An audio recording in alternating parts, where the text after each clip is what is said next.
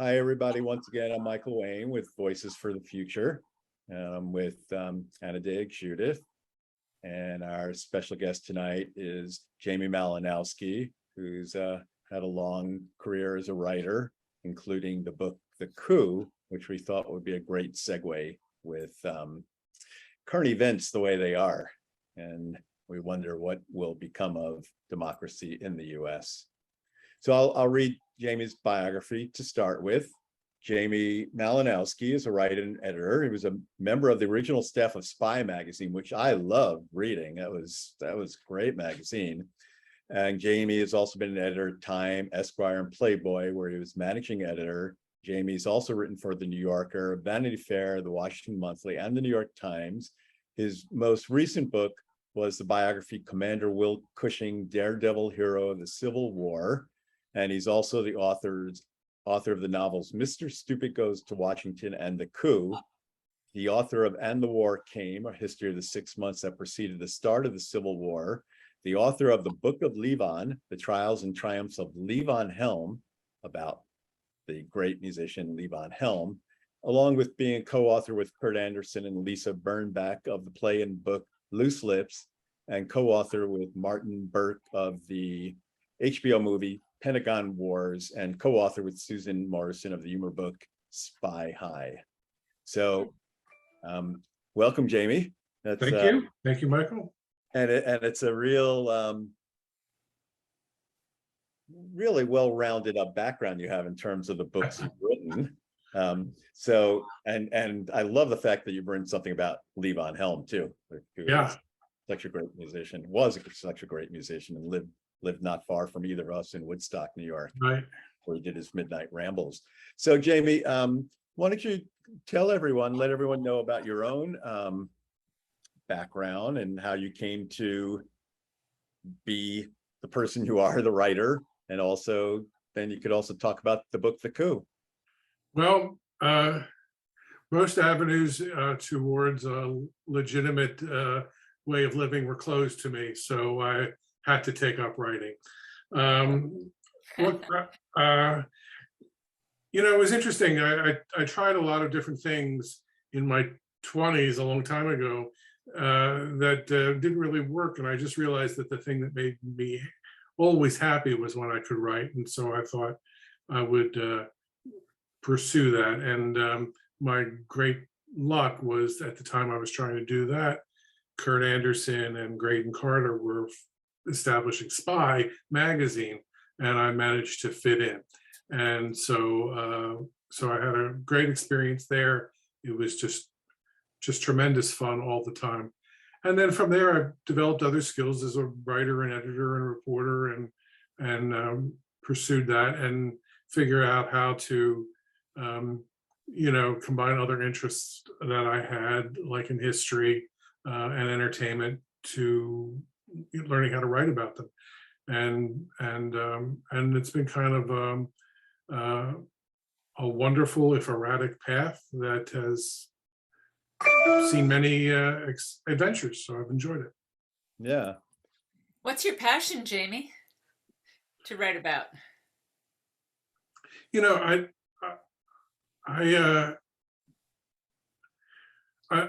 Whatever I'm writing about is what I'm passionate about. I really do enjoy writing, and the days when I write are always good days.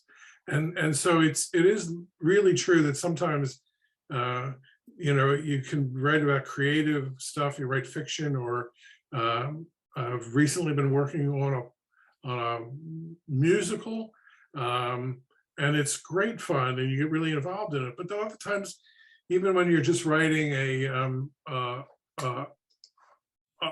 article, just a kind of article for a local paper or something like that, you use the craft that you have to create something that's well written and interesting to people is also very rewarding.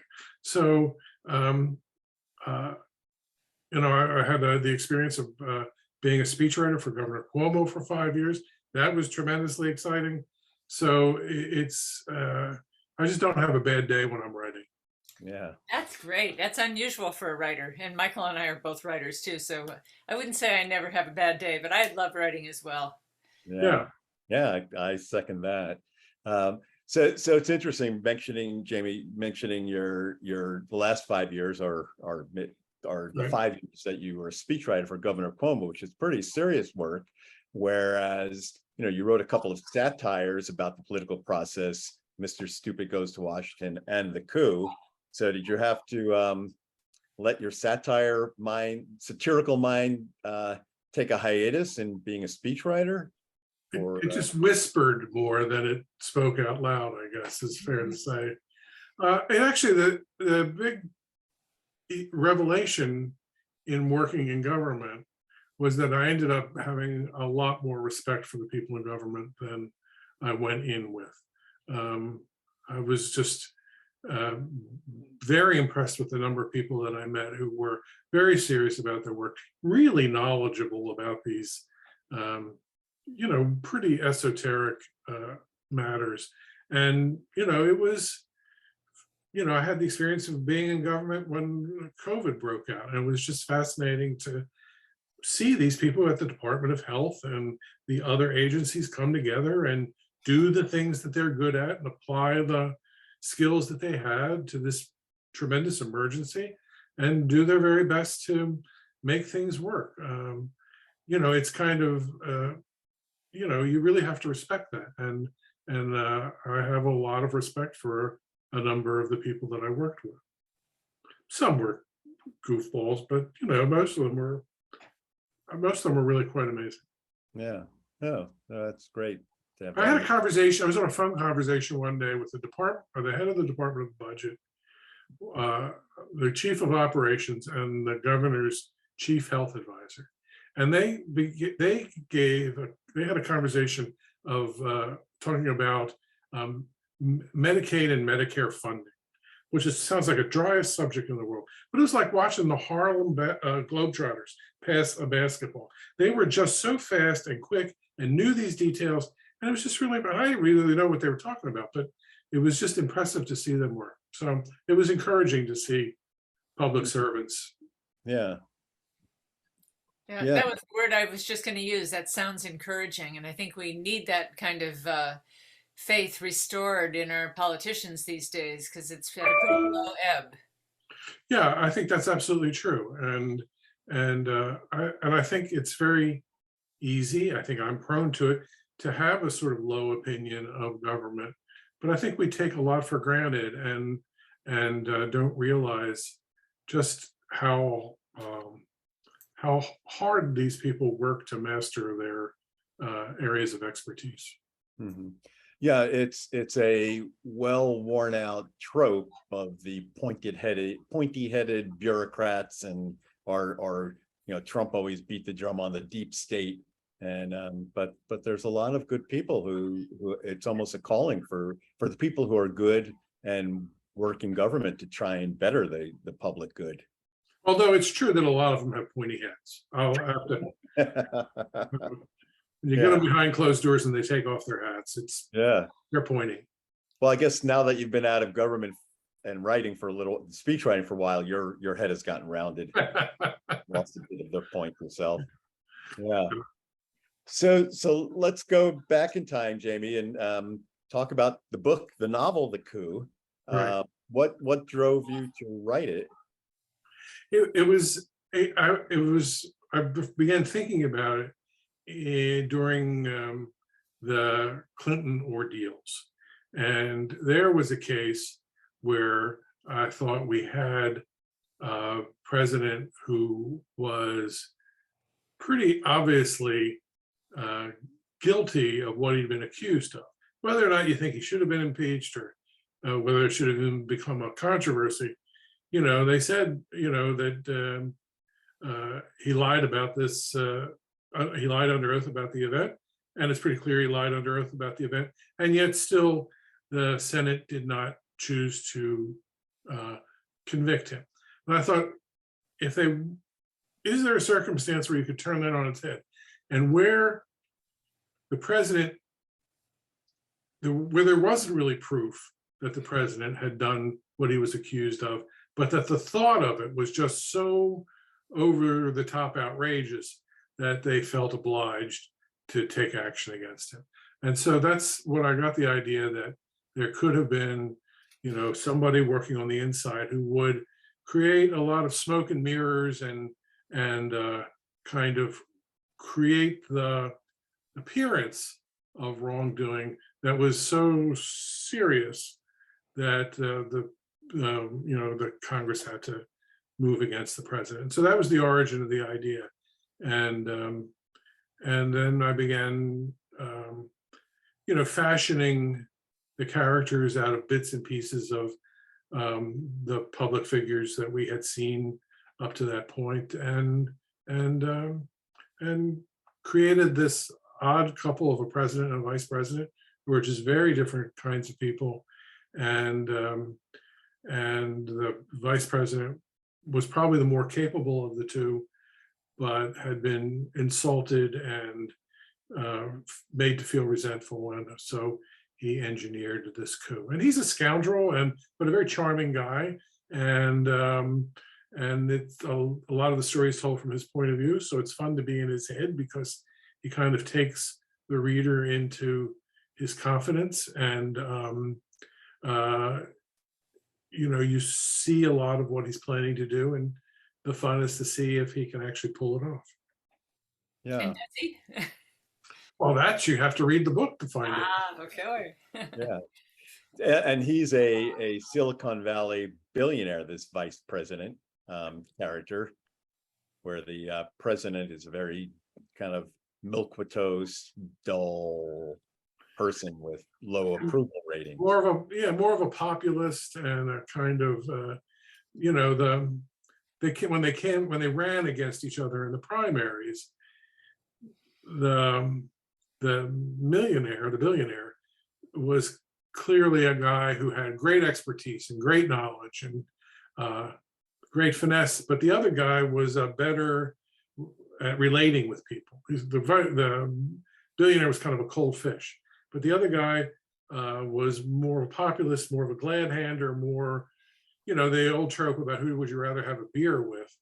You certainly would rather have a beer with the other guy. But as soon as he gets in, the populist proves to be incompetent, and it creates this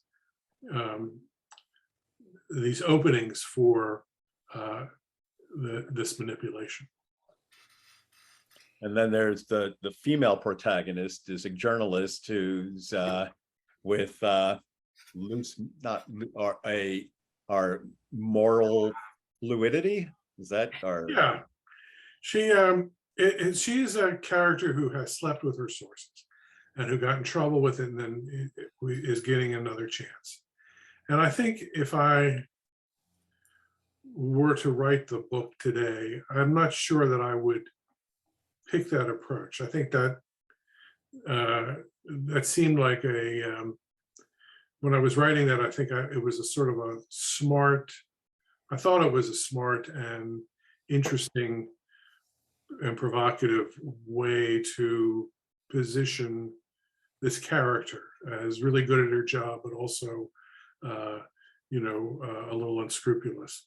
And now I'm not sure I would make the exact same choices, but it kind of works. And she's also a very fun and capable character, and gets to the bottom of things. Mm-hmm. So you wrote that. The book came out in 2007, I understand. Yes. So that was well before the Trump administration, even before the Obama administration, right? Yes, Donald Trump was just a simple object of ridicule then, not a powerful object of ridicule. So as you watch the 4 years between 2016 and 2020, or even the 6 years since then, um, having been in politics, having written this book on the coup, what have been your thoughts watching from the sidelines? Well, I have many because when I was with Spy, I wrote about Trump frequently, and the magazine wrote about Trump frequently. And so the man who ran for president in 2016 was very familiar to us. And I think to people who lived in New York in the 80s and 90s, he was a very familiar figure. And none of us could believe that he actually won the election. You could, and I always thought when he ran that he would do well because he's got that kind of, he's almost running as a stand-up comedian, and would say these brash, provocative things, and it seemed entirely believable that he would develop a following. You just didn't think in the end that he would pull it off, but he did. But the other thing too is that people who got to know him later, like through The Apprentice, have a very different view of him.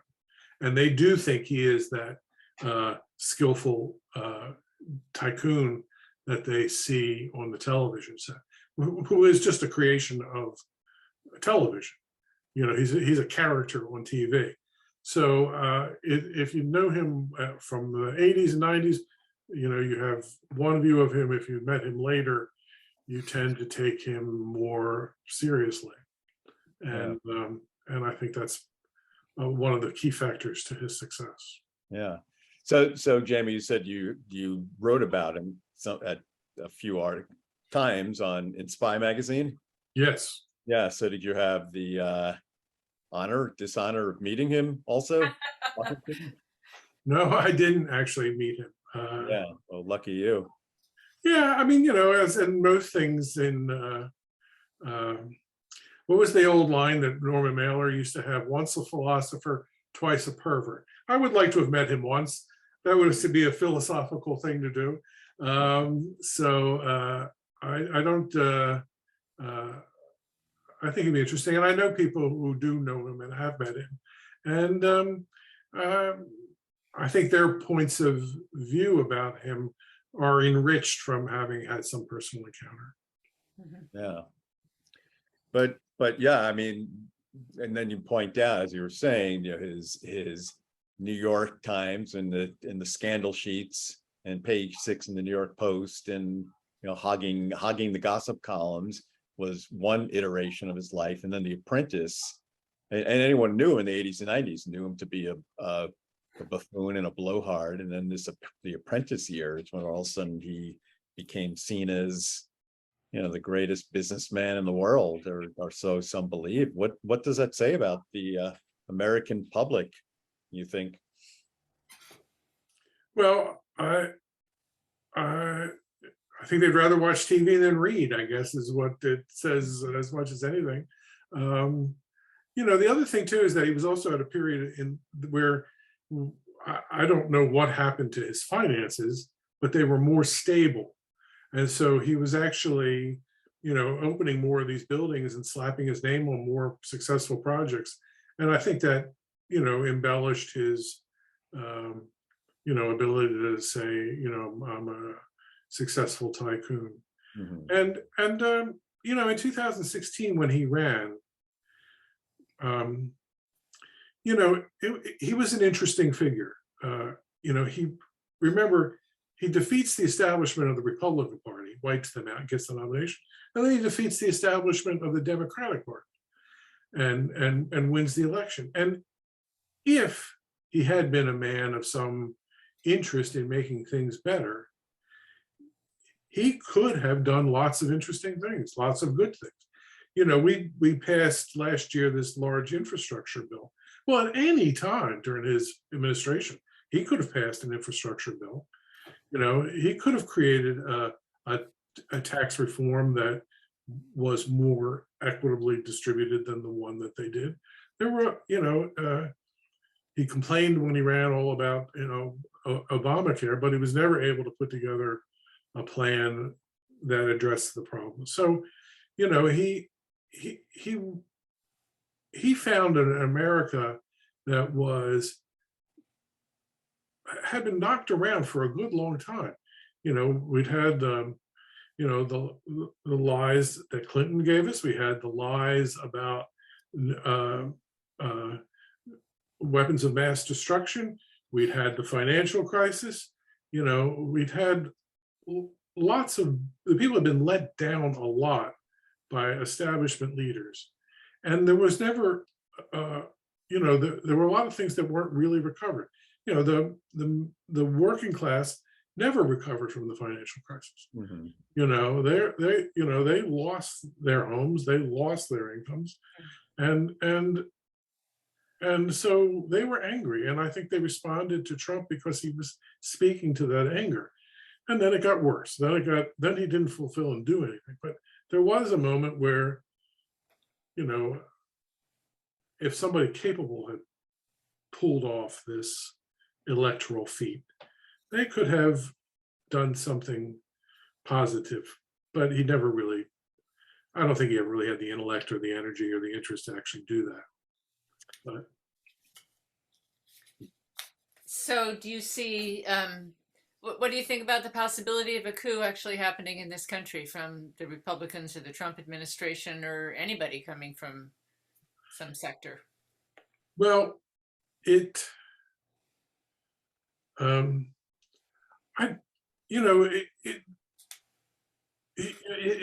what happened here in January and in the months preceding it went a lot farther than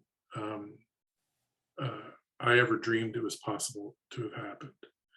But when you think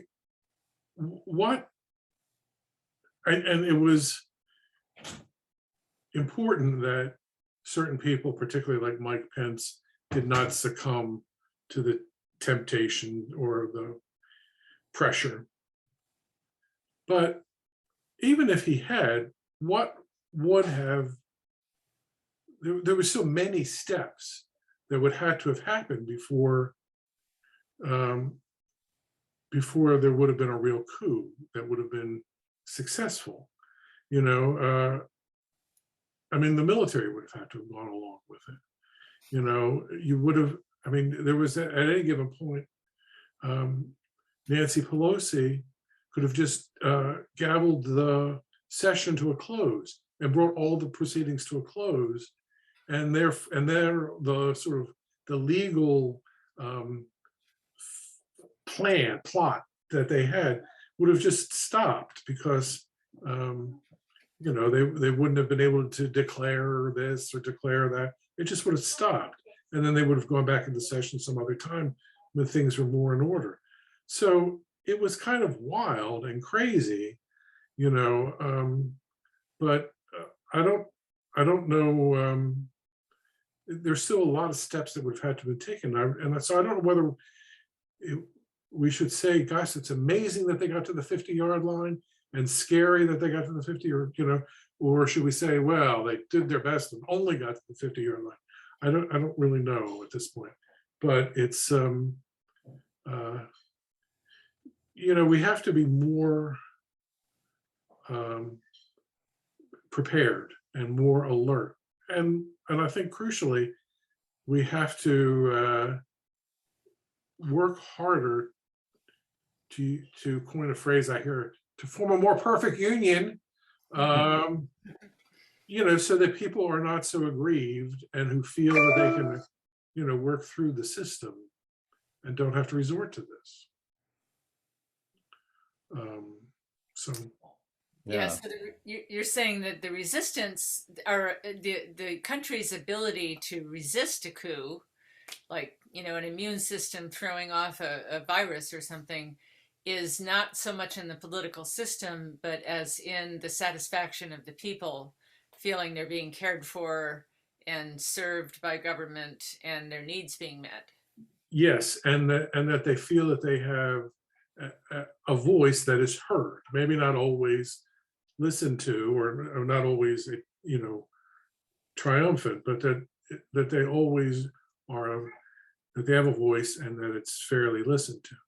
And I think if you think about a lot of people, that they feel that their voices weren't heard, and then you combine it with other elements like the tendency of the news media to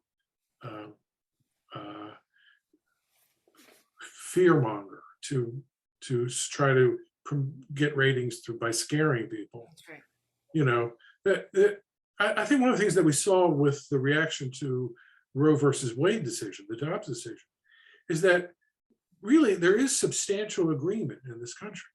What was it, 65-70% of people favored keeping Roe versus Wade. 65-70% of the population wants to reduce income inequality. 65-70% want action on climate change. The details divide us and we argue about them, but the overwhelming number of people are in kind of agreement on these, and some, they want action on gun control. Not only majorities, super majorities. There's a lot more agreement out there. But what wins election is scaring people. What wins election is saying they want to take away your guns, or they want to take away your right, or they want to do this thing. And instead of building coalitions and building agreements, today's modern politics is all about polarization and paralysis. And that's one of the things that was so remarkable about the work in Congress these last 2 weeks, is that they managed to get a bunch of things through, and hopefully people will realize that that here is a group, this time Congress is trying to speak to their needs. Mm-hmm. Yeah, and I think the vote in Kansas from last week on the making abortion unconstitutional for the state of Kansas was overwhelmingly defeated by that same margin, like two to one. 2/3 of the electorate voted against it. So you make a good point, Jamie, that the great majority of the American population favors legislation or laws, regulations that benefit the greater good. And it's it's a small minority that have obstructed it as best as possible. So it was great to see this Inflation Reduction Act passed by the budget reconciliation process, and the biggest amount of money, so as it said, going towards climate change yet, even though a lot more is needed, and it had to make a deal with Joe Manchin to have it happen.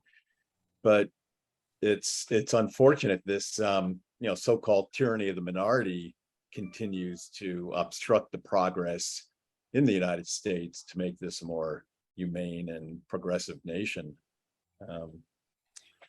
The tyranny of the minority is a weird problem, and I'm not sure what we can do about it in the short run or in the near term, because it really is an outgrowth of the way we built the Constitution. It's these small states that are solidly red, that have their enough senators that they can block legislation, or substantially block legislation,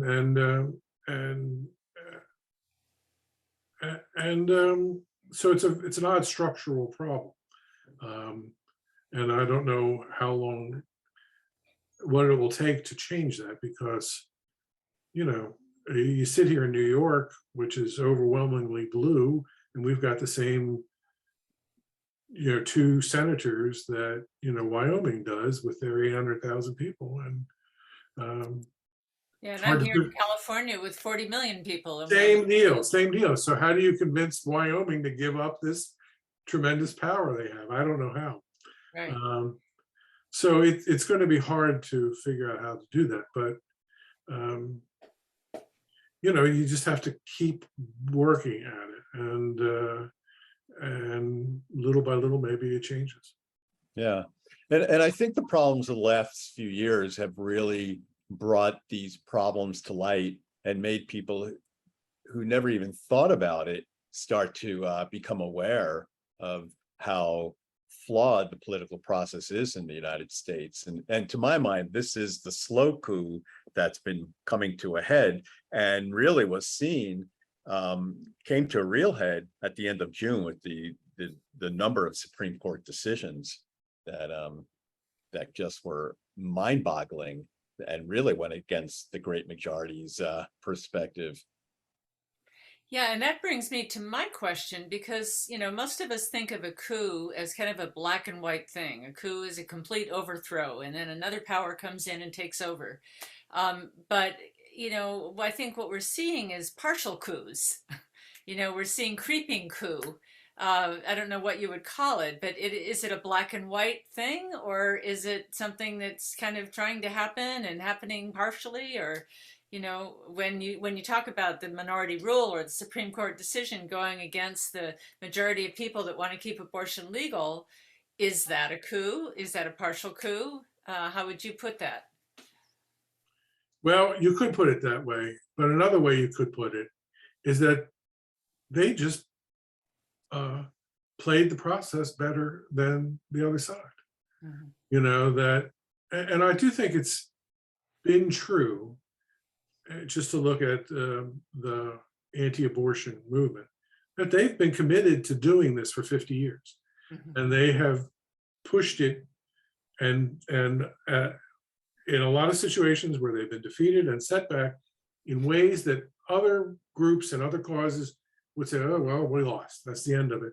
They just kept going. And I think one of the things that Democrats did not take seriously enough over the years was a control of the courts. And I don't think that they made it an issue to say we need to campaign to get justices in there who will protect our rights and our values and our view of America. And I think you see that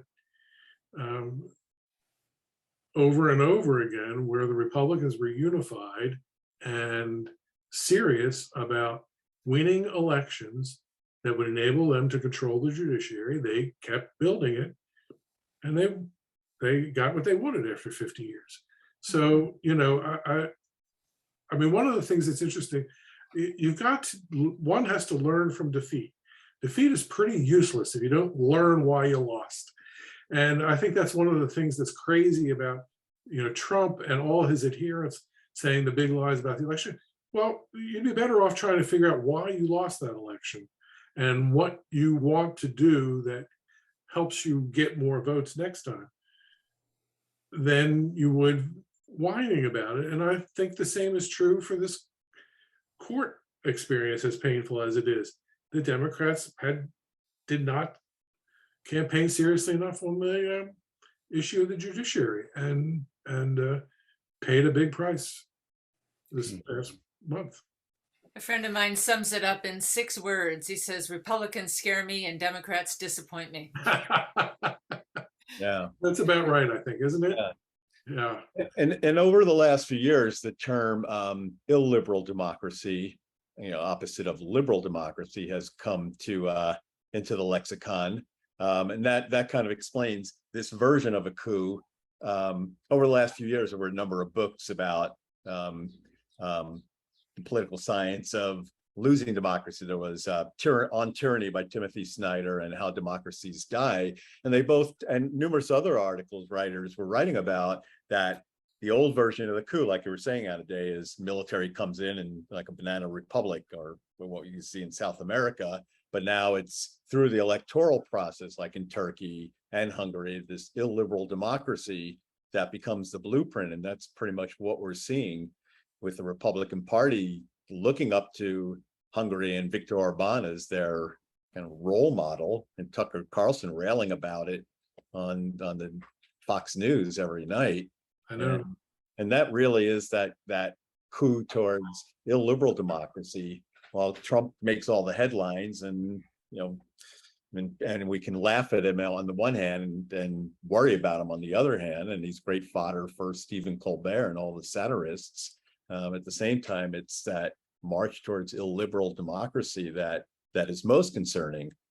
The thing is, I mean, one of the things I think is true is that we live in anxious times, and there's lots of things that make us anxious.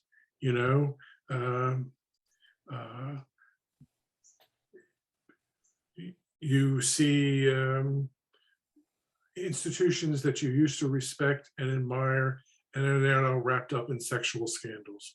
You see, great technology, and you say, boy, it's great. We've got this incredible iPhone, and you take your kids out to dinner, and all you do is see 6 people at the table looking at their phones instead of talking to one another.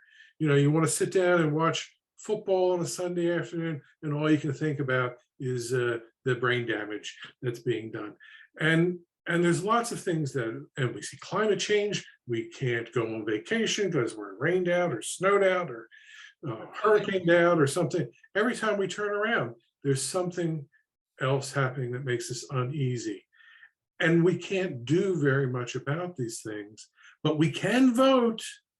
We can go out there, and when somebody says, all this crap is caused by these terrible people that are in there, and if you vote for me, I'll make it all better. We can vote. We can express our outrage on a whole range of things that are beyond our control. And so what we really do need are leaders who have the gift for talking to people and talking about what's going on in their lives and how we can take steps and regain the control of things and build the lives that we want. I mean, in the novel, the interesting thing is, the character who's the president is this populist who has a gift for talking to people, but he's not really very able. And the vice president is a cold fish who can't talk to people, but he's actually much smarter. And if you can put those two qualities together, that's really the kind of leadership that we need, the leadership that really tries to talk to people and bring people together. Well, I feel one of the things that is missing is the articulation of a really compelling story about the future and where we're going.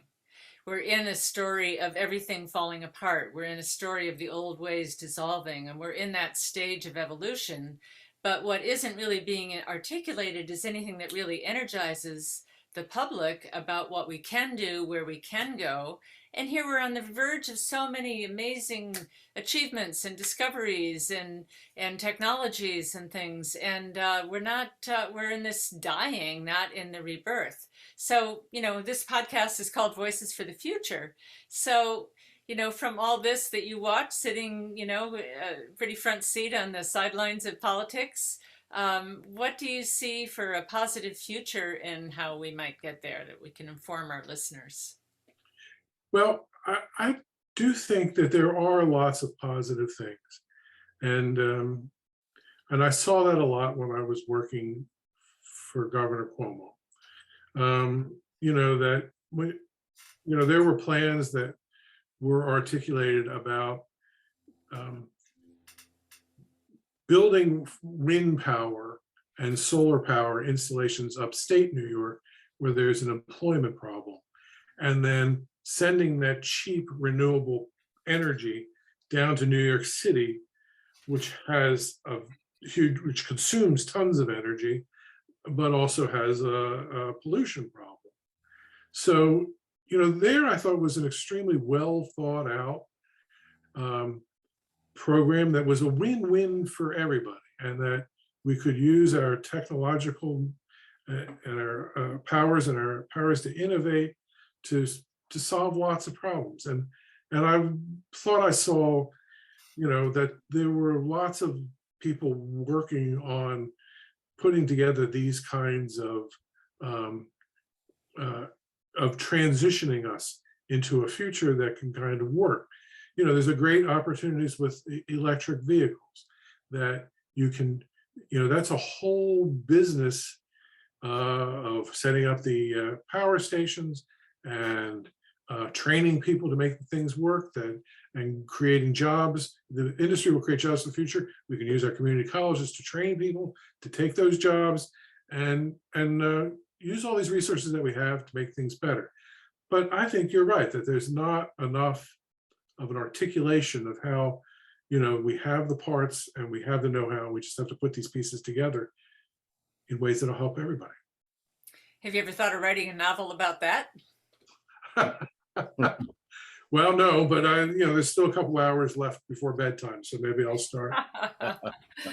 Yeah, that's a great point you made, Jamie, and we go back to what you had said before, talking about Trump when he got elected, and he could have possibly done some good. A lot of people were looking at him with a jaded eye to start with, but he had that populism, economic populism, which right now what's called the new right is trying to capture, the J.D. Vances of the world and some others. And Peter Thiel is financing some of these economic populists. So unfortunately, talk a good game, but they're just really demagogues and ideologues who don't follow up with that, because otherwise they'd be behind this 100%. What you're talking about in New York, or this recent Inflation Reduction Act. So.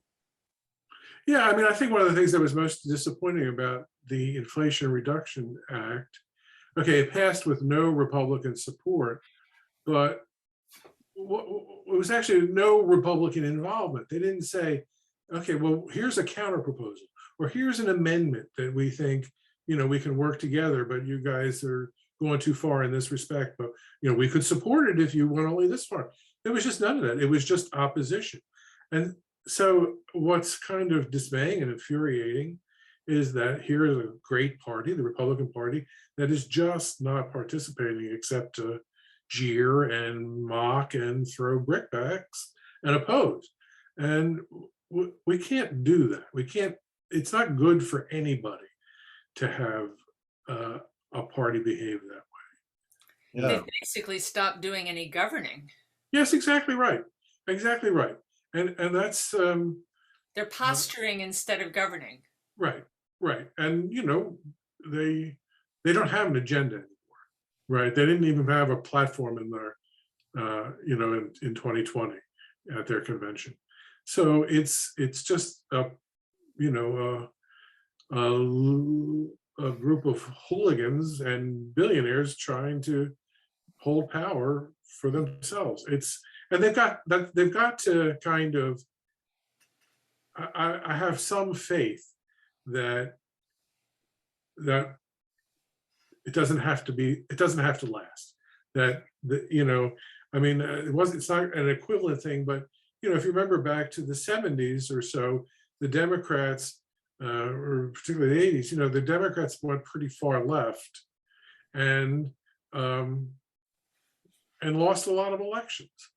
Okay, and eventually they said, well, we don't want to keep losing elections, so we better come back to the middle a little bit.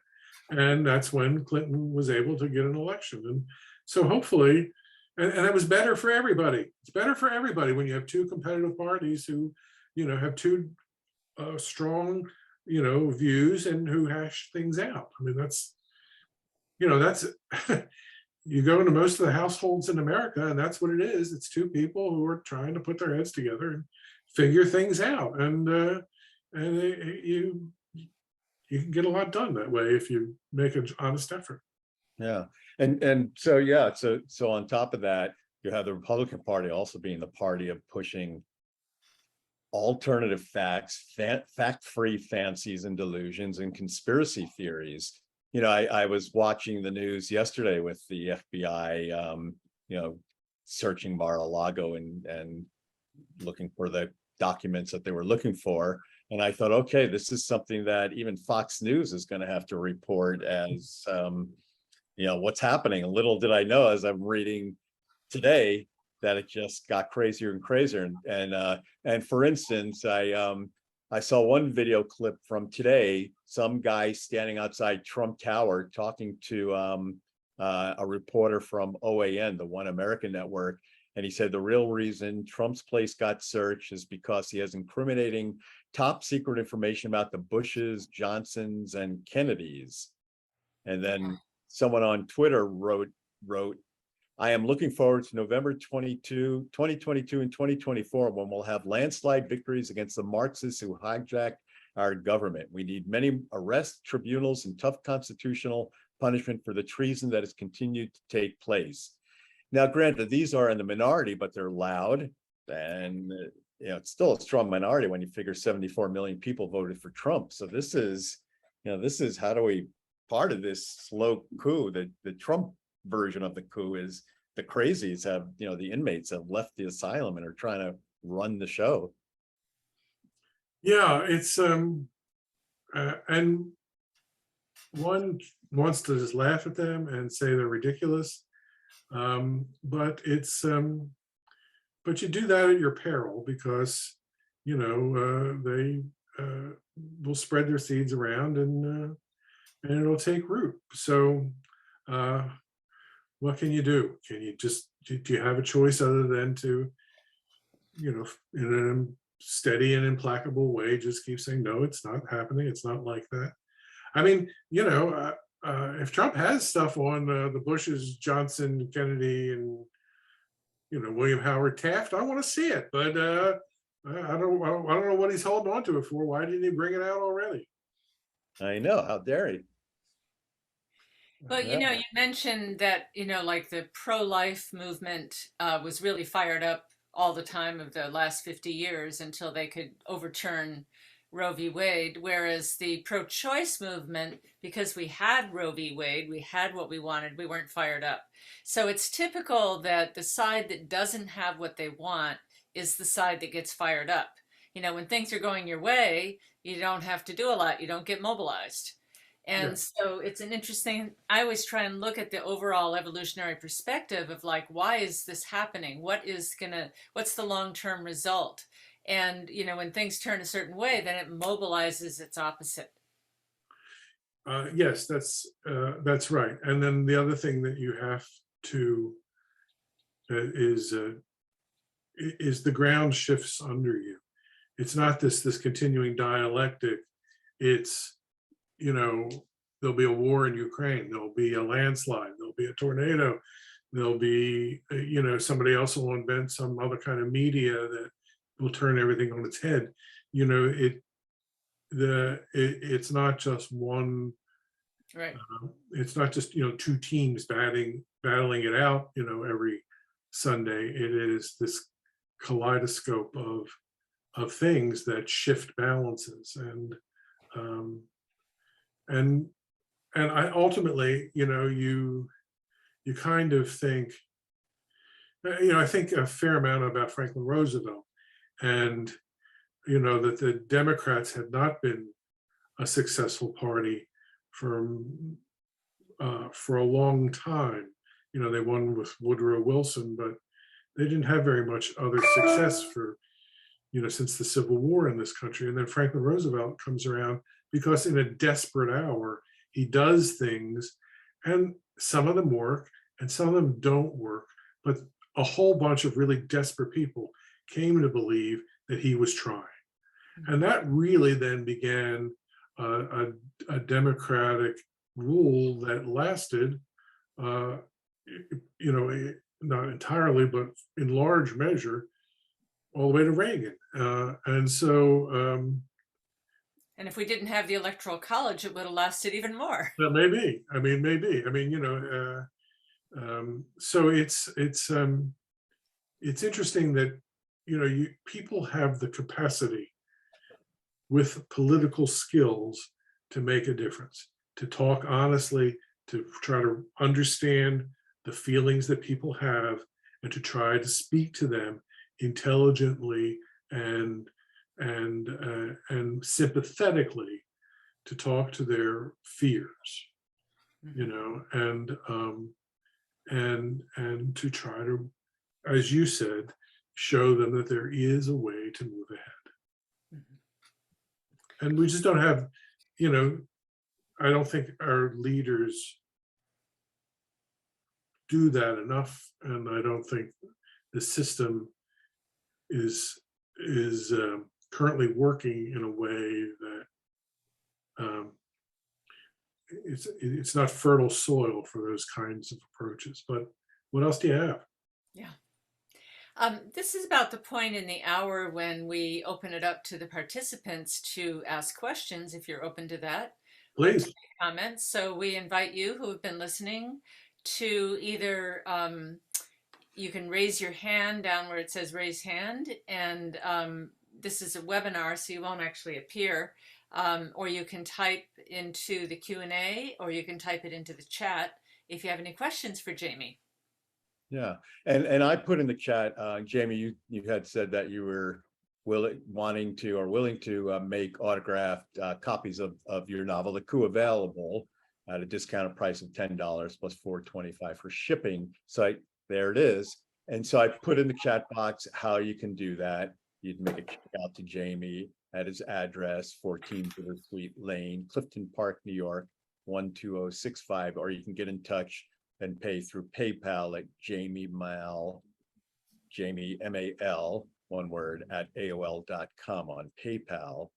And that also is Jamie's email address, where you can just email him to let him know if you're going to send money or who you'd like the book autographed to. I'd love to hear from folks. It'll interrupt the stream of people asking me for money.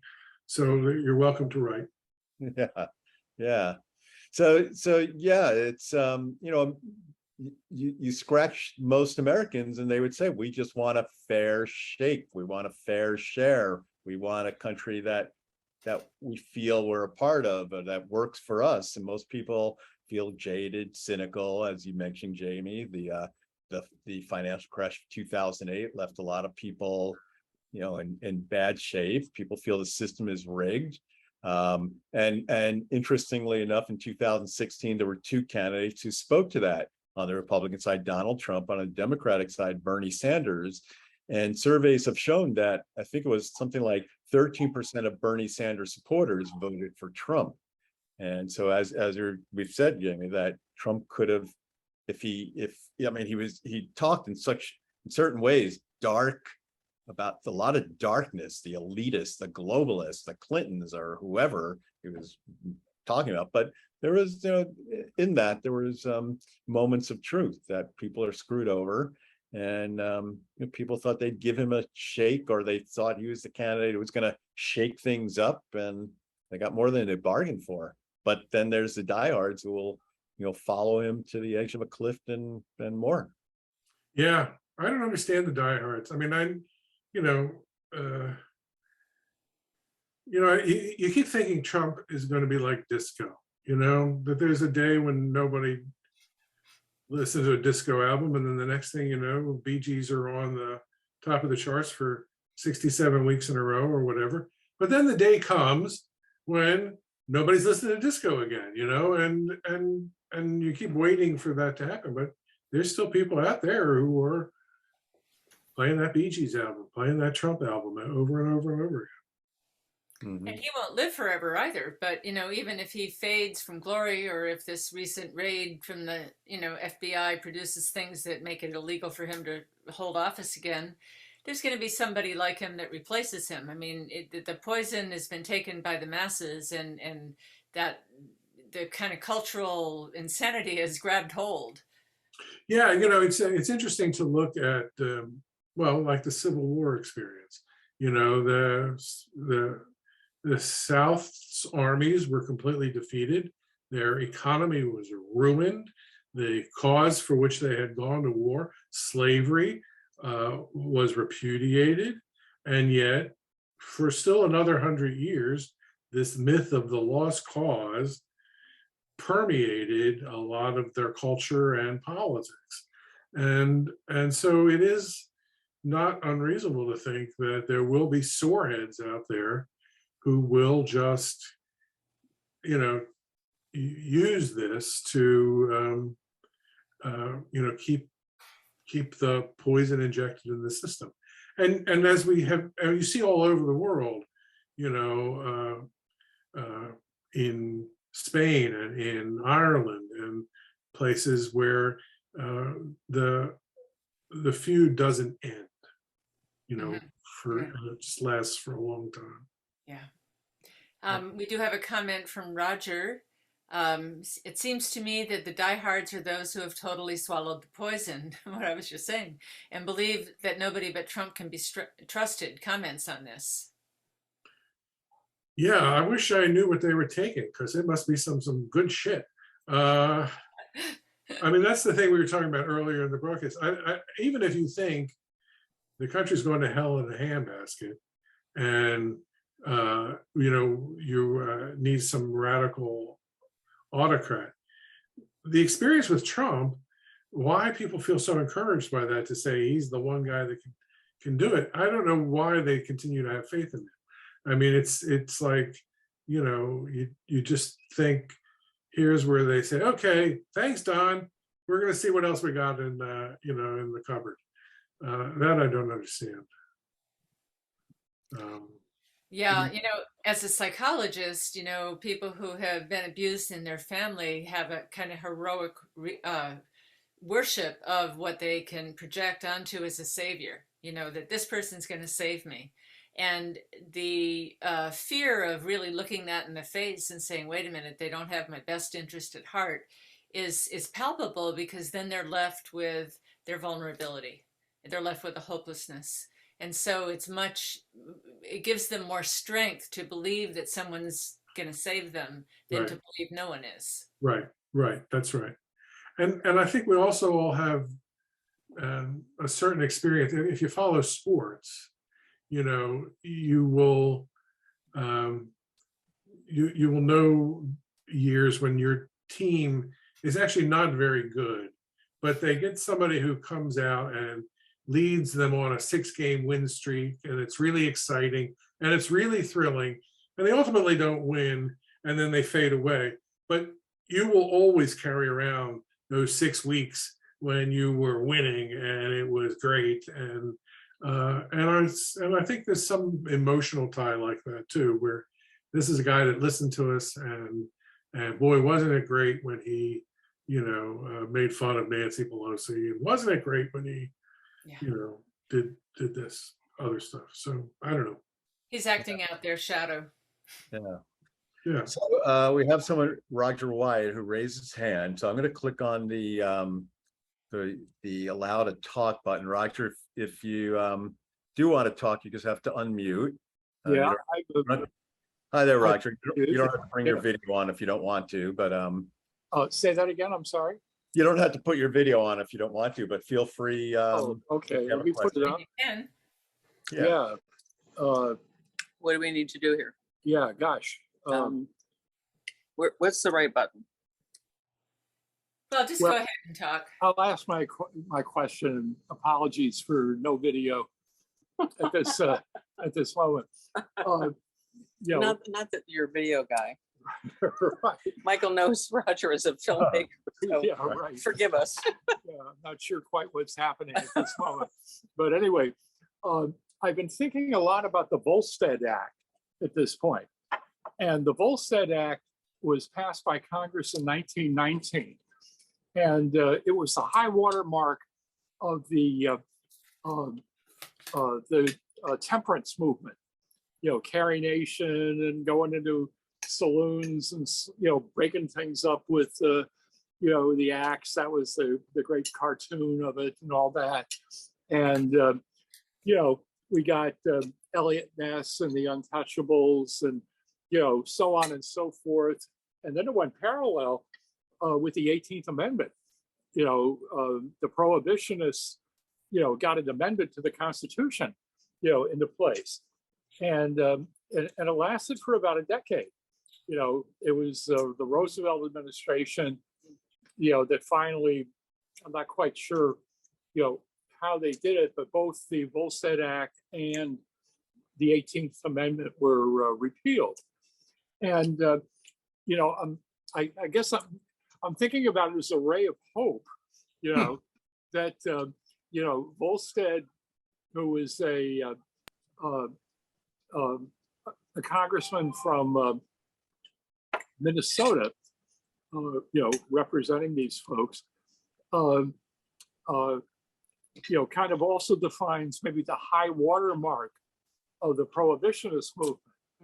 And, so making a historical analogy that perhaps, looking at the response to the overturn of Roe v. Wade and the overreach of it, and the astounding, victory in Kansas, which resoundingly voted against, we're not going to go there. taking the protection of a woman's right to choose out of this Kansas state constitution. That was what was on the ballot, and and it was complicated. Vote no if you wanted to keep things the way they are, i.e., women's right to choose in the Kansas state constitution. So a lot of hurdles, with it. And so, I'm thinking about, okay, none of us are soothsayers, and maybe at best, we all got 10 minutes into the future, to see something. At best. With that, and maybe a little bit more with a couple of flares, going up. But, might it be that there was a high water mark with that, and that these the continuing outrages of Trump and his cronies, this might be gone by 2024. Do you see a possibility of, or poke holes in my reasoning? That's fine too. That's a good way of putting it. Yeah. So what is your question? Well, poke holes in my reasoning. I guess that's I guess that would be the question. Or is there any light to be seen by the Volstead Act analogy? We can hope. Yeah. I guess the thing is, I think it's a very interesting analogy, and I think it's an apt analogy. I think the idea of overreach is a very real, thing. I mean, and we've seen it many times. I mean, Newt Gingrich was talking a real anti-government line until it swallowed up the Oklahoma City bomber, and then it kind of tumbled down. And then they, Tom DeLay went and was going to drive Clinton out of office, and people said, no impeachment. And so there has been a lot of overreach. I think the thing is, I don't think 2024 is a realistic window, but I think one of the things that what this latest decision showed is that this Supreme Court really needs work. It's a branch of government that really needs work. It's evolved into a kind of super legislature, a third legislative branch that's controlled by the parties and has no oversight. The people who are elected, they have lifetime tenure. There's no way to check them or anything like that. So they're a legislature, they behave like a legislature, okay, with no interest in the ramifications of governance and no check. So I think hopefully this decision is going to spur momentum so that they begin to rein in the Supreme Court. And you see, like there's a proposal out that we're going to give each justice will have an 18-year term, and every president will get to appoint 2 justices, so that there'll be a very orderly turnover. I don't know what the proposal says about people who die in office and who fills those steps. But that, Right. every president is going to get 2 appointees, not this ridiculous thing where, Trump got 3 and, Obama got, I think, 1. And, it's just these weird imbalances. And it's just, I think people are realizing, that the fundamental rights of Americans shouldn't depend on when an 80-year-old decides to die. It's just too precious. And so, or maybe there'll be some kind of check. I mean, you saw what people in Kansas did. If Samuel Alito had to be on a ballot next year, just in a kind of referendum, should we keep Alito or not? Is there any doubt, that he'd be on the unemployment line? I don't have any doubt about it. So, I think, that's a place where I think there's more hope now than there was even a year ago of some sort of reform of the court. Yeah. Oh, thank you, Jamie. Thank you, Roger, for your question. We have another question in from the other Roger. And the other Roger asked, are we underestimating the reality that the current leadership of the Republican Party has totally embraced autocracy? Look at Orban's address in CPAC and how he is being held up as an example. So are we underestimating the Republican Party totally embracing autocracy? Are we underestimating it?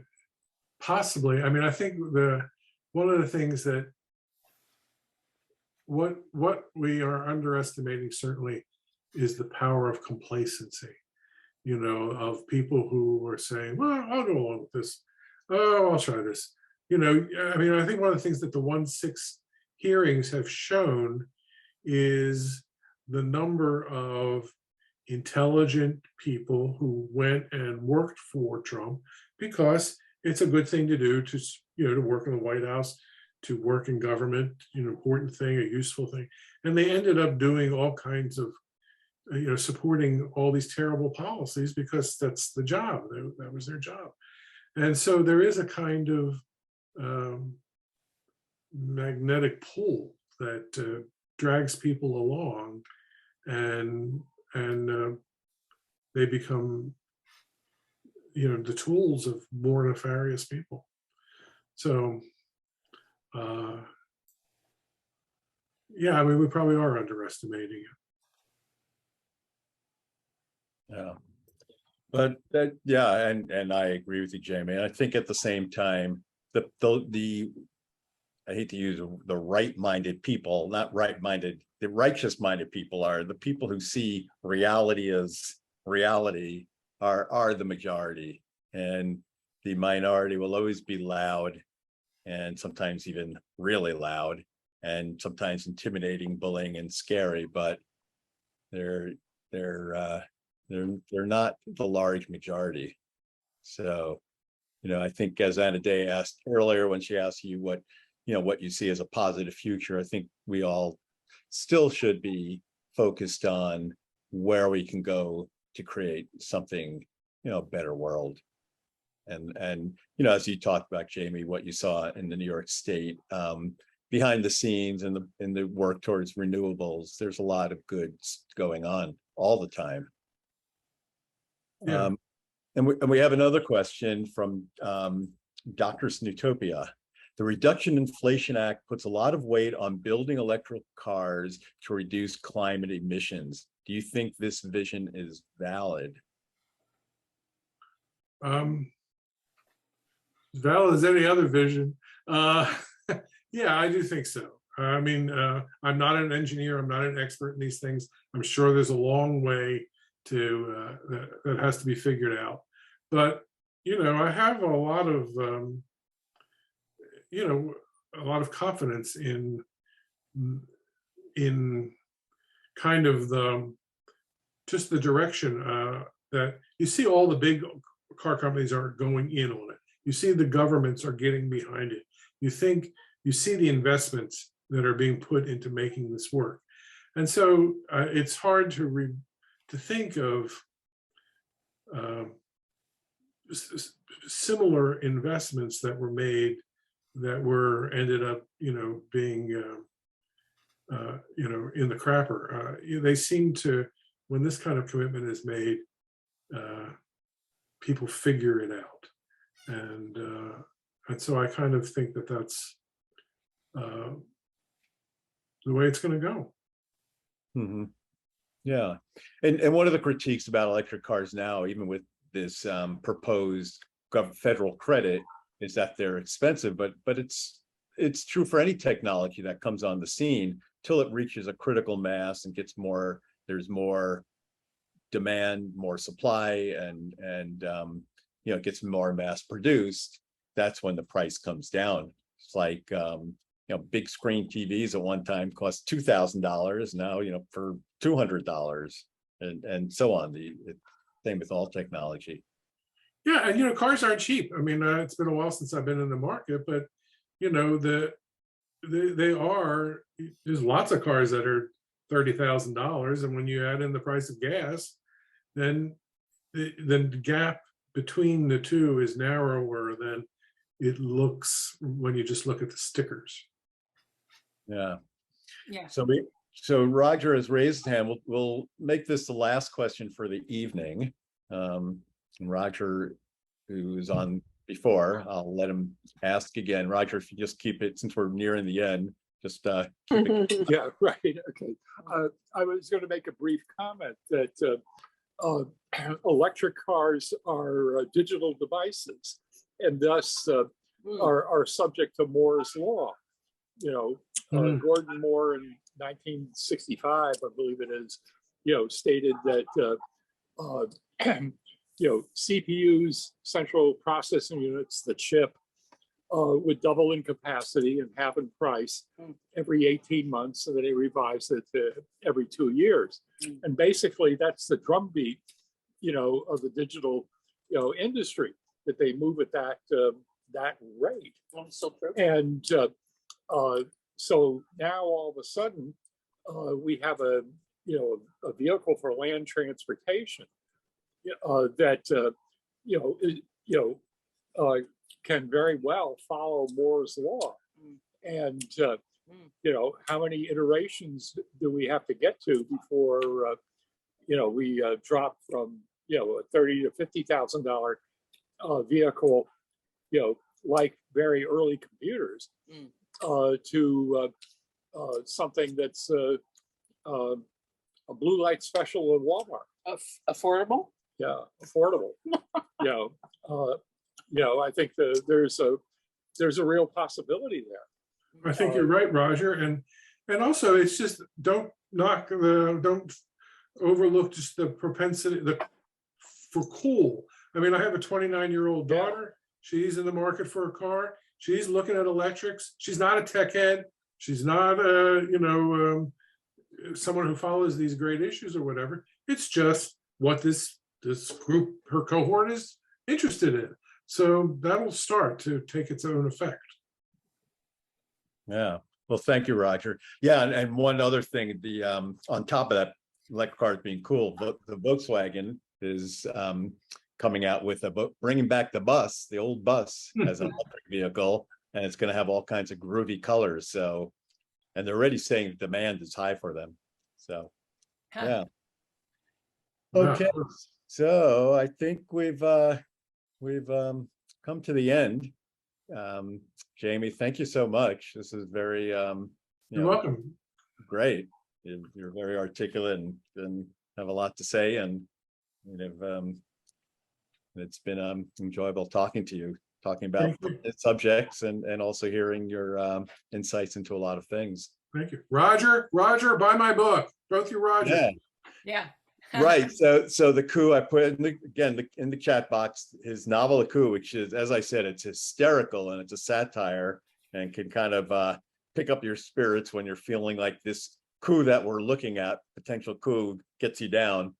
Jamie's The Coup will make you laugh, and it's a real page turner. And easy to read, I hear. Yeah. Yeah. If I say so myself. myself. Your next one. Yeah. Good. Yeah. Well, thank you very much. Thank I you enjoyed so it. much. Yeah. Okay, so Right. good night to everyone, or good afternoon to some in different time zones, and we'll see you again in September. Anytime. Okay. Be well, everyone. Thank you. Great rest of your Thank you, summer. Jay. Thank you, Jamie. Thank you, Thank you. Michael. Bye-bye. Bye.